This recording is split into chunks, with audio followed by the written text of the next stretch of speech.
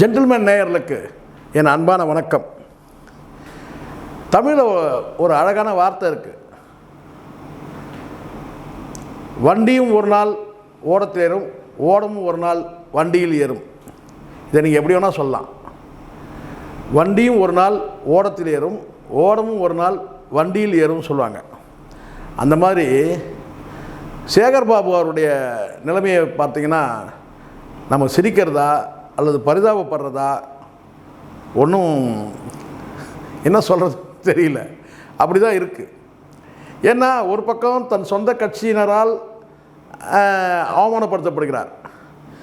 திமுக தரப்பிலே அவமானப்படுத்துகிறாங்க. அதுக்கு ஒரு சின்ன உதாரணம் கேட்டால், சட்டசபையிலேருந்து வெளியே எதிர்க்கட்சி தலைவர் திரு உதயநிதி அவர்கள்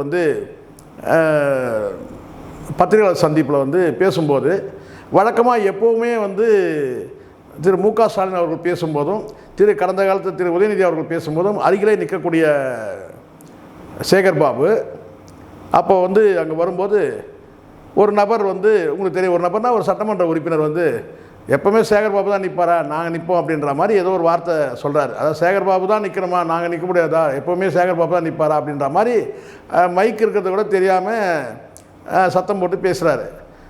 ஒரு சிரிப்பலை அந்த இடத்துல ஏற்படுது. உடனே அது கேட்ட உடனே சேகர் பாபு அவர்கள் சரி கடந்து அந்த இடத்த விட்டு கடந்தே போயிடுறாரு. அதாவது அவரால் தாங்க முடியல அந்த வார்த்தையை. ஏன்னா கடந்த காலத்தில் நிறைய அந்த மாதிரி நடந்திருக்கு. இந்த சேகர் பாபா ஆகட்டும், பழக்கடை அன்பழகனாக இருக்கட்டும். இதுக்கு முன்னாடி அன்பழகன் கூட சொல்லுவார், பொன்முடி உள்ளே வரும்போது பார்த்தீங்கன்னா தள்ளிட்டு வருவார் முன்னாடி பக்கத்தில் நிற்கிறதுக்கு.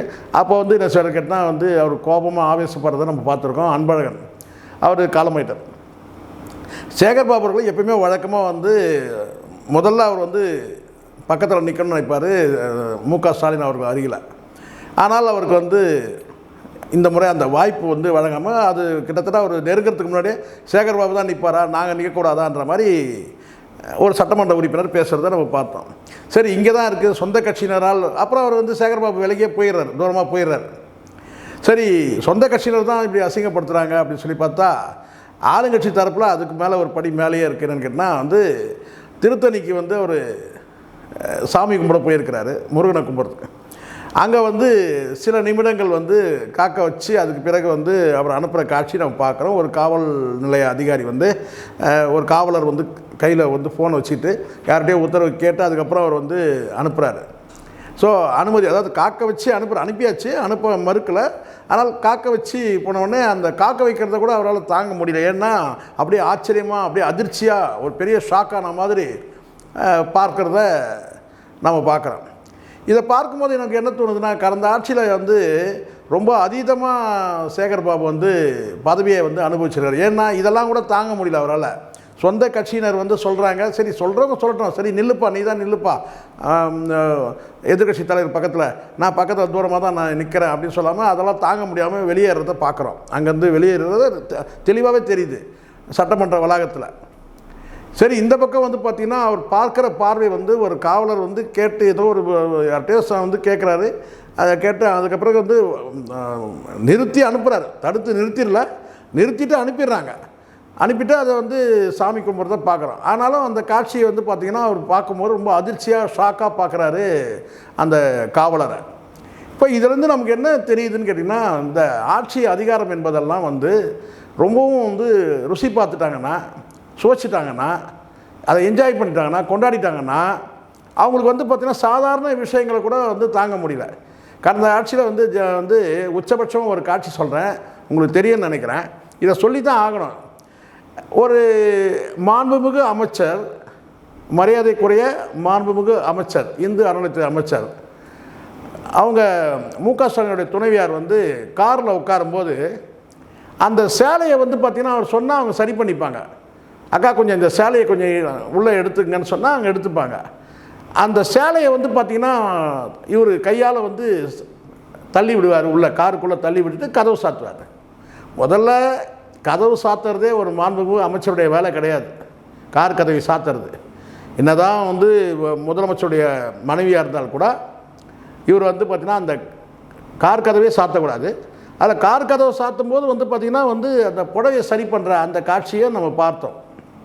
இதெல்லாம் அந்த மாண்பும் அமைச்சருக்குள்ளேயே உடைய அந்த கட் பண்ணிட்டு இதெல்லாம் வந்து அந்த மாண்பும் அமைச்சருக்குரிய அந்த மாண்பா.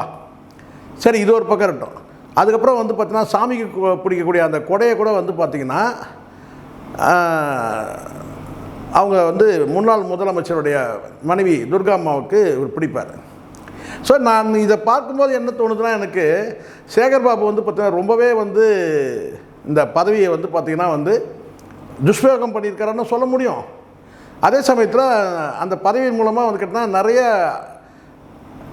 ஆதாயங்கள் அடைஞ்சிருக்கிறதுக்கான வாய்ப்பு இருக்குதுன்னு நான் சொல்கிறேன். காரணம் கேட்டால் முதலமைச்சர் வந்து அதாவது தனக்கு வந்து பார்த்திங்கன்னா ரொம்ப அருகில் இருக்கிறார், அது முதலமைச்சருக்கு நான் ரொம்ப நெருக்கமாக இருக்கிறேன்னு காட்டும்போது ஒரு வகையான வந்து பார்த்திங்கன்னா மற்ற அமைச்சர்களுக்கு ஒரு வகையான வந்து பார்த்திங்கன்னா வந்து ஒரு எச்சரிக்கை. நான் தான் வந்து பார்த்திங்கன்னா வந்து ரொம்ப நெருக்கமானவர் அப்படின்னு சொல்லும் போது பார்த்திங்கன்னா உள்ளபடியே உங்களுக்கு தெரியல. இப்போ கிராமங்கள்லேருந்து அதாவது நான் சொல்கிறது வந்து அவுட் ஆஃப் சென்னை தாண்டி வரக்கூடிய சட்டமன்ற உறுப்பினர்கள் அல்லது அங்கேருந்து வந்து சட்டமன்ற உறுப்பினராக வந்து அமைச்சரானவங்க இவங்கெல்லாம் என்ன நினைப்பாங்கன்னா, சென்னைக்குள்ளேயே இவர் இருக்கிறதுனால ரொம்ப நெருக்கமாக இருக்கிறாங்க அப்படின்னு சொல்லிட்டு பல விஷயங்களுக்கு இவர் வந்து பார்த்திங்கன்னா மீடியேட்டராகவே இருந்திருப்பார் போல இருக்குன்ற மாதிரி ஒரு சந்தேகம் வருது.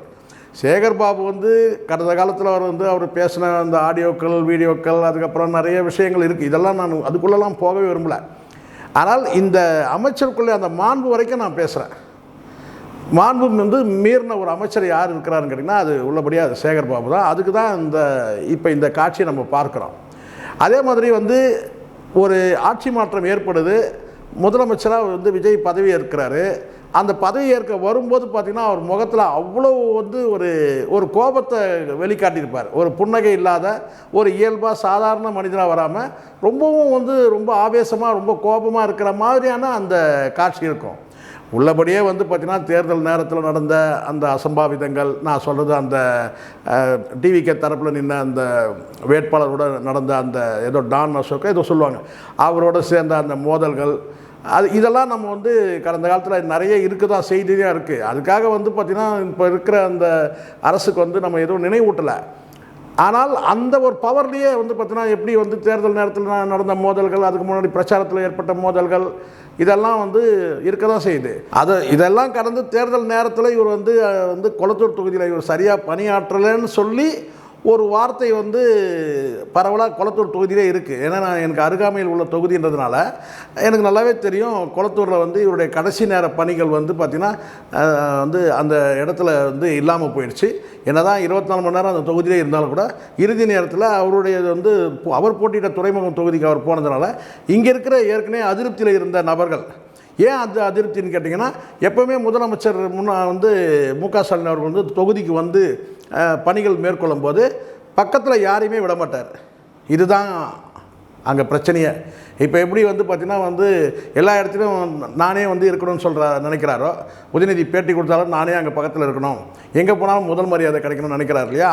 அதனால் வந்து தேர்தல் நேரத்திலே வந்து பார்த்திங்கன்னா தேர்தல் நேரத்துக்கு முன்னாடியும் வந்து முதலமைச்சர் அங்கே பயணப்படும் போதெல்லாம் கொளத்தூர் தொகுதிக்கு, அதாவது மு.க. ஸ்டாலின் அவர்கள் முதலமைச்சராக இருக்கும்போது கொளத்தூர் தொகுதிக்கு பயணப்படும் போது இவர் வந்து என்னன்னா அங்கே புரோட்டோகால் போட்டு கேட் போட்டுருவார். எந்த நிர்வாகிகளும் பக்கத்தில் வராத அளவுக்கு ஒரு கேட் போட்டுருவார். இவர் மட்டுமே தான் இருக்கணும்னு நினைப்பார். இப்படி முதலமைச்சர்கிட்ட வந்து கிட்டத்தட்ட ஒரு அட்டை பூச்சி மாதிரி ஒட்டிக்கிட்டே இருந்த நபர் தான் சேகர்பாபு. தவிர்க்க முடியாத இந்த வார்த்தையை நான் அட்டை பூச்சின்றதை நான் வந்து பதிவு செய்கிறேன். காரணம் என்னென்னா, சரி இவ்வளோ பண்ணிங்கல்ல, அங்கே வந்து பார்த்திங்கன்னா முதலமைச்சரை வந்து நீங்கள் வெற்றி பெற வச்சிடணுமே, தொகுதியில் அவ்வளோ வேலைகள் நடந்திருக்கு, ஏன் வந்து வெற்றி பெற முடியாமல் சூழ்நிலை ஆச்சு?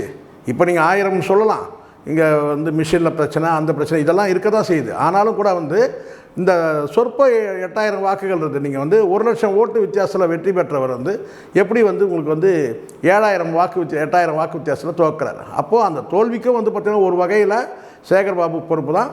இப்போ அவருக்கு அந்த அவமரியாதை ஏற்படுறதுக்கும் வந்து காரணம் வந்து முதலமைச்சரே வந்து ஜெயிக்க வைக்காமல் விட்டுட்டார்.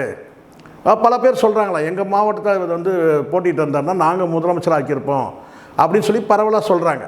இப்போது இந்த இடத்துல ஒரு முக்கியமான விஷயம்னா, ஒரு தலைவர், அந்த தலைவரை சுற்றி இருக்கக்கூடிய வந்து பார்த்திங்கன்னா வந்து நபர்கள் வந்து முன்னாடிலாம் வந்து கலைஞர் இருந்தால் கலைஞரை சுற்றி வந்து பார்த்திங்கன்னா ஒரு நெருக்கமான கூட்டம் ஒன்று இருக்கும். அது துரைமுருகனாக இருப்பாங்க, டிஆர் பாலா இருப்பாங்க, அவங்களுக்குள்ள வந்து தள்ளுமுள்ளுலாம் இருக்காது. ஆனால் மு.க. ஸ்டாலின் அவர்கள் வந்து பார்த்திங்கன்னா வந்து சேகர்பாபு என்ன செஞ்சிடாருன்னா, அடுத்த தலைவர்களை வந்து தள்ளிட்டு இவர் பக்கத்தே இருக்கணும்னு நினச்சார். ஒரு கட்டத்தில் மா சுப்பிரமணியமே வந்து நான் இந்த போட்டியில் இல்லைப்பான்னு சொல்லி ஒதுங்கிட்டார். காரணம் என்னென்னா அந்த அளவுக்கு சேகர்பாபு வந்து பார்த்திங்கன்னா ஒரு அதனால தான் நான் இங்கே தவிர்க்க முடியாமல் அந்த வார்த்தையை பயன்படுத்தினேன், ஒரு அட்டை பூச்சி மாதிரி ஓட்டிக்கிட்டே இருந்தார். இது உண்மை, அது அவரே மறுக்க மாட்டார். அது காரணம் நான் ரொம்ப க்ளோஸாக இருக்கிறேன், நான் ரொம்ப நான் தான் ரொம்ப நெருக்கம் முதலமைச்சருக்கு அப்படின்னு வந்து காட்டினது ஒன்று. ஸோ அதனாலேயே வந்து பார்த்திங்கன்னா முதலமைச்சர் மீதான அதிருப்தி கிடையாது, சேகர்பாபு மீதான தான் அந்த கொளத்தூர் தொகுதி மக்களுக்கு ஒரு அதிருப்தி இருந்து அதுக்கு சில காரணங்களும் வந்து சொல்கிறாங்க. அங்கே வந்து சில பல காரணங்கள்னால் சில வீடுகளை இடிச்சிட்டு வந்து பார்க் ஆக்கினது, பூங்கா ஆக்கினது, சில வேலைகள் செய்யும்போது பார்த்திங்கன்னா அங்கே தொகுதி மக்கள்கிட்ட வந்து ஒரு கெடுபிடி காட்டினார், ஒரு கோபத்தை காட்டினார். இப்போ கூட பார்த்திங்கன்னா ஒரு காவலர் வந்து நிறுத்துறாரு, ஏதோ நிறுத்துறாரு, என்ன ஏதுன்னு சரி கேட்டு அனுப்ப போகிறாங்க. ஆனால் அவர் பார்க்குற பார்வை வந்து பார்த்திங்கன்னா அப்படியே ரொம்ப ஃபயராக பார்க்குறத பார்க்குறோம். அவ்வளோலாம் கோபம் தேவையே இல்லை. எல்லாத்துக்கும் கோபப்படக்கூடிய மனிதராக வந்து கொளத்தூரில் வந்து சேகர்பாபு இருந்தார்னு ஒரு தகவலும் இருக்குது. எனக்கு சில நெருங்கிய நண்பர்கள் கூட இருக்கிறாங்க. சொல்லும்போது எப்போவுமே எரிஞ்செறிஞ்சு விழுவார், கட்சியினர்கிட்ட வந்து வேலை வாங்கும்போது கூட பார்த்திங்கன்னா எரிஞ்செறிஞ்சு விழுவாருன்னு சொல்கிறாங்க. கோபப்படுவார், எதுக்கெடுத்தாலும் கத்துவார், திட்டுவாருன்ற மாதிரி சொல்கிறாங்க. இப்போது சேகர்பாபு தான் வந்து பார்த்திங்கன்னா இப்போது இந்த இடத்துல வந்து இப்போது இந்த கொளத்தூர் தொகுதியில் வந்து திரு மு.க. ஸ்டாலின் அவர்கள் தோற்றதுக்கு சேகர்பாபுவும் ஒரு காரணம். 8000 ஓட்டு வித்தியாசத்தில் வந்து தோற்றிருந்தால் கூட அங்கே முறைகேடுகள் நடந்திருந்தால் கூட பார்த்திங்கன்னா கடந்த தேர்தலில் 1 லட்சம் வாக்கு வித்தியாசம். அந்த 1 லட்சம் வாக்கு எங்கே போச்சு? என்னதான் விஜய் வந்து ஒரு கல்ட்டு வந்து பிரச்சாரம் பண்ணால் கூட 50,000 வித்தியாசம் வரணும். ஆனால் ஒரு 8000 வாக்கு வித்தியாசத்தில் வந்து தோற்கிறாருன்னா அப்போது என்னன்றதை நீங்கள் பாருங்கள். ஸோ இந்த இடத்துல வந்து 50,000 ஓட்டு கூடுதலாக பெற்றிருக்கணும், 1 லட்சம் ஓட்டு கூடுதலாக பெற்றிருக்கணும், 50,000 ஓட்டு கூடுதலாக பெற்றிருக்கணும். ஆனால் வந்து அந்த வாய்ப்பு இல்லாமல் போயிடுச்சு. ஸோ அதனால் இந்த இடத்துல நான் மீண்டும் வந்து அழுத்தமாக பதிவு பண்ணுறது என்னன்னு கேட்டிங்கன்னா, சேகர்பாபு வந்து சில நேரங்களில் வந்து சில பேருக்கு ரிட்டையர்மெண்ட் கொடுப்பாங்க. இவர் சட்டமன்ற உறுப்பினர் ஆகிட்டார், ஒன்றும் பிரச்சனை இல்லை, அவர் வந்து பீக்லேயே அவர் தாராளமாக வந்து சட்டமன்ற உறுப்பினராக 5 ஆண்டு காலம் பணியாற்றணும். திமுக வந்து இனி வரும் காலங்களில் இளைஞர்களுக்கு வாய்ப்பு தரணும். இளம் தலைவர் ஒரு முறை அனுபவிச்சிட்டாங்க, வந்து இத்தனை ஆண்டு காலம் அரசியல் இருந்துட்டாங்க, 70 வயதுக்கிட்ட நெருங்கிட்டாங்கன்னா அவங்களுக்கு வந்து பார்த்திங்கன்னா கொஞ்சம் ஓய்வு கொடுத்துட்டு இளைய தலைமுறைக்கு வந்து வாய்ப்பு கொடுக்கணும். இப்போ வந்து முதிய தலைமுறைக்கே வந்து அங்கே ஒரு தள்ளுமுள்ளு நடக்குது. நான் தான் உதயநிதி பக்கத்தில் நிற்பேன்னு சொல்லிட்டு அங்கே ஒரு யுத்தம் நடக்கிறத பார்க்குறோம். முதிய தலைமுறைக்கே இளைய தலைமுறைக்கு அங்கே வந்து ஏன் சட்டமன்ற உறுப்பினர் 59 சட்டமன்ற உறுப்பினர்கள் வேறு யாருமே இல்லையான்னு அந்த பக்கத்தில் நிற்கிறதுல கூட வந்து பார்த்திங்கன்னா அங்கே வந்து முதியவர்களுக்குள்ளே தான் அங்கே பிரச்சனை ஏற்படுறதை நம்ம பார்க்குறோம். இது ஒரு செய்தியாக தான் நான் வந்து சொல்கிறேன். இது எனக்கு தனிப்பட்ட முறையில் யார் மீதும் எனக்கு வன்மம் கிடையாது. ஆனால் ஒரு தகவல் நான் சொன்னேன், அந்த பதவி சுகத்தையும் பதவி அதை அனுபவித்த அந்த என்ன சொன்ன அந்த டேஸ்ட், அந்த ருசியானது என்னன்னு கேட்டிங்கன்னா, சாதாரண சின்ன சின்ன விஷயத்தை கூட தாங்கிக்க முடியாத அளவுக்கு ஒரு கொந்தளிப்பு, ஒரு கோபம் ஏற்படுறத சேகர்பாபு தவிர்த்துக்கணும். என்ன இருந்தாலும் ஆட்சி அதிகாரம் வந்து இல்லை, மீண்டும் ஆட்சி அதிகாரம் பெறலாம் அல்லது பெற முடியாமல் போகலாம். ஆனாலும் தனி மனித இயல்புன்றது வந்து பார்த்திங்கன்னா இவரா ஒரு நல்ல மனிதர், ஒரு சாந்தமான மனிதர் அப்படின்ற அந்த பேர் எடுக்கிறதுக்கு பார்க்கணும். இது வரைக்கும் அந்த பேரை சேகர்பாபு எடுக்கல, இனிமேலாவது எடுக்கணும்னு கேட்டுக்கிறேன். நன்றி, வணக்கம்.